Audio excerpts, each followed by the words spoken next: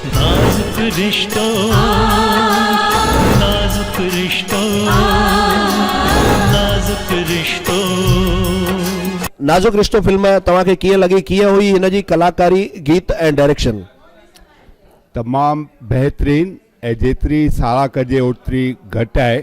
ऐं जेको असांजे बुज़ुर्ग चंदू सावनानी साहिब जो सुपिनो हो त असां तरफ़ां बि हिकिड़ी कलाकार प्रोडक्शन तरफ़ां बि हिकिड़ी फिल्म ठहे, उहा तमामु बहितरीन।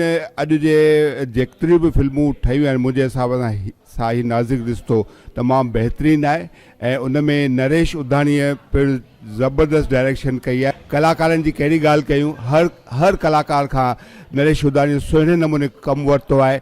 हर कलाकार पंहिंजे पंहिंजे नमूने सां बहितरीन नमूने सां एक्टिंग कई आहे ऐं उहा सिंधी दर्शकनि खे तमामु लाजवाब नमूने पसंदि ईंदी। ऐं असां सिंधी दर्शकनि खे वेनिती कंदासीं त हीउ नाज़ुक रिश्तो तव्हां टिकट वठी करे फिल्म ॾिसंदा ऐं जेके समाज में बुराइयूं आहिनि उनखे ख़तमु करण लाइ हीउ नाज़ुक रिश्तो हिकु अहम भूमिका अदा कंदो, अहिड़ी असांखे उमेद आहे। नाजुक रिश्तो फिल्म तव्हां ॾिसी आया, कीअं लगी तव्हांखे हीअ फिल्म ऐं दर्शकनि खे तव्हां छा चवणु चाहींदा? ॾाढी सुठी लगी मूंखे इहा फिल्म ऐं स्पेशली मां रिकमेंड कंदसि कि फिल्म यंगस्टर्स बि ॾिसनि। ईअं सिंधी ॿार जेके आहिनि सिंधी फिल्मुनि खां परियां भॼंदा आहिनि, त प्लीज़ हे पिक्चर तव्हां मिस न कजो।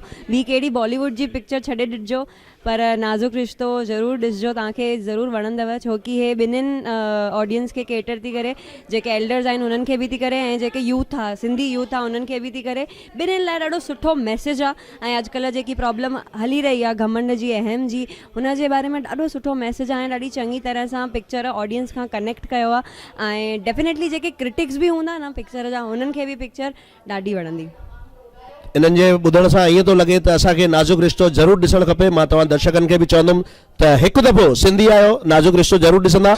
नाजुक रिश्तो